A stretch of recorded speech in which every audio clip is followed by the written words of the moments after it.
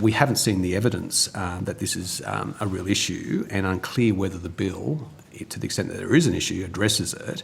And this is especially because it tackles the form of the transaction, not the substance.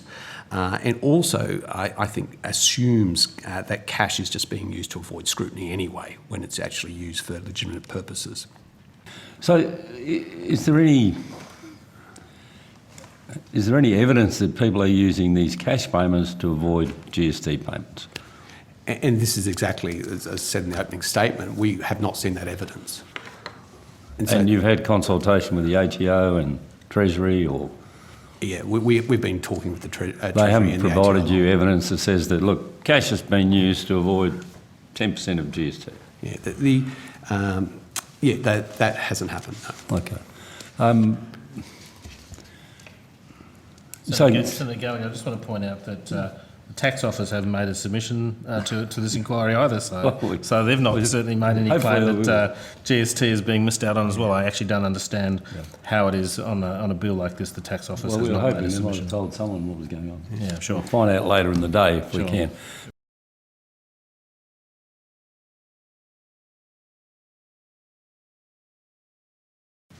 The example earlier was that, you know, there's probably not a great incentive for a business that's buying some farm machinery or whatever for cash to avoid the GST because they have input and output credits, and you need to balance them together to get the true benefit. So is there any evidence that that's not working, or people are stepping right outside that? I don't think so. I don't think there's evidence that just because of cash people, there are evading taxes and evading GST. That's what audits are for, and there are laws in place to avoid this kind of thing. Businesses do have to report large cash transactions, and so with something like $10,000, they aren't going to be cheating on their taxes, and if they are, they'll get caught.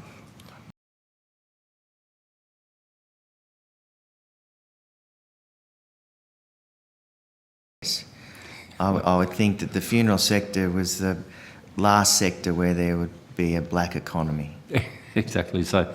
Well, AFDA feels that the legislation treats the elderly and elderly migrant community very harshly and even in a discriminatory way. Okay.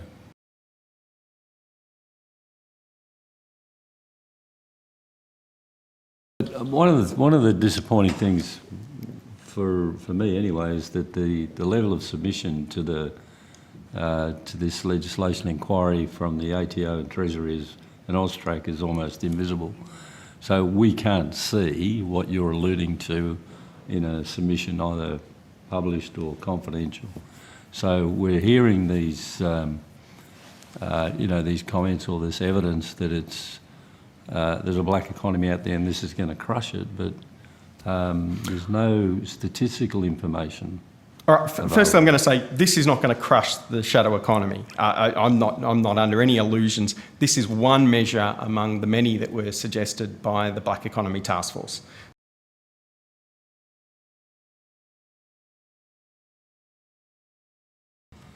Why would we do that? Why do we want to stop people from spending their money which they've legitimately saved or decide to park under their bed and not in the bank? Are you suggesting that it's all nefarious transactions if someone has $50,000 under the bed? Well, this was a recommendation of the Black Economy Task Force. Okay, I think so. We're going to go to that. And is there any evidence as to the size of the black economy? I mean, this store of wealth, how much of that store of wealth would be, from the task force's view, black market activity? I think it's probably better you ask Treasury and or the task force. Oh, you raised itself. the task force, so I thought you might have had some view on that.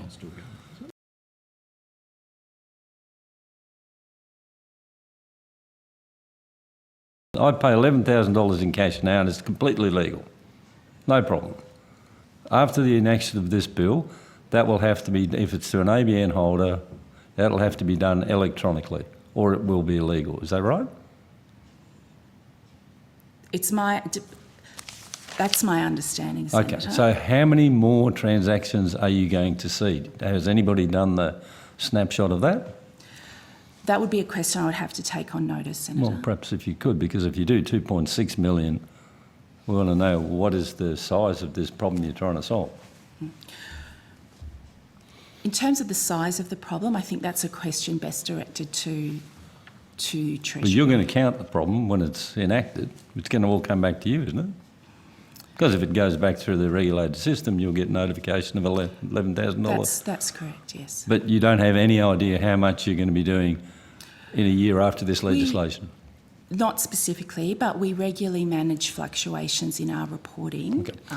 So did the Black Economy Task Force attempt to guesstimate how much increased work AUSTRAC and other entities who do this reporting we're going to see? Senator, I'd have to take that on notice.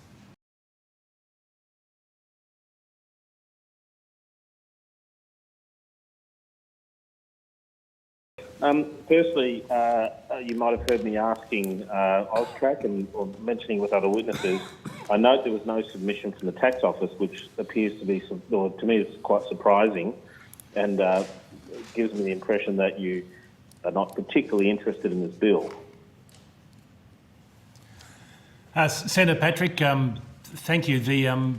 It's not obvious to us from the bill, the Australian Taxation Office, that we, for example, would be the administrative legislation that might flow from this bill when it's passed. And we're certainly not the regulator of the financial sector in Australia. We're not a criminal law enforcement agency, and they seem to be two strong elements that come through from aspects of the bill. So in that aspect, we didn't feel we really had an authority to talk about administration of something which we weren't clearly going to be, or perhaps obviously be the administrator. It's not going really to our strengths, and left space for the agencies we thought might be more relevant to those aspects of the bill. So that's why we didn't present a submission for the committee. But in some respect, and you know, we're trying to deal with the black economy, which inherently, I presume, means collection of greater taxes for consolidated revenue. Or is the purpose of the bill, in your view, to, as was suggested by the Uniting Church, to basically make life more difficult for people who are attempting to money launder or so forth, or is the purpose to gain additional revenue? Well, I defer to my Treasury colleagues about the purpose for the bill, Senator.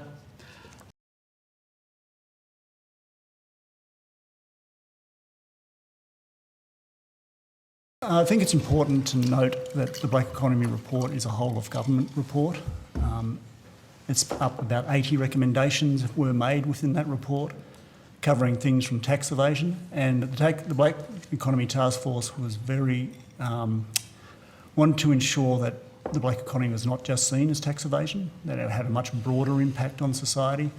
The black economy was basically, and a lot of the recommendations from that came from evidence from which Michael Andrew and his secretariat found while going and speaking to the communities, business organisations and other public sector agencies.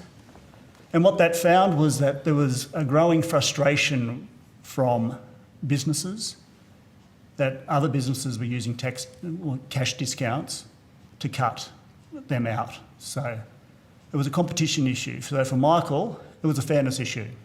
I just want to go to this business of competition. So you are saying that there have been submissions to the task force from employers saying that people using cash were undercutting them. I mean, do we know how many submissions? Do we know the level of that, or is it?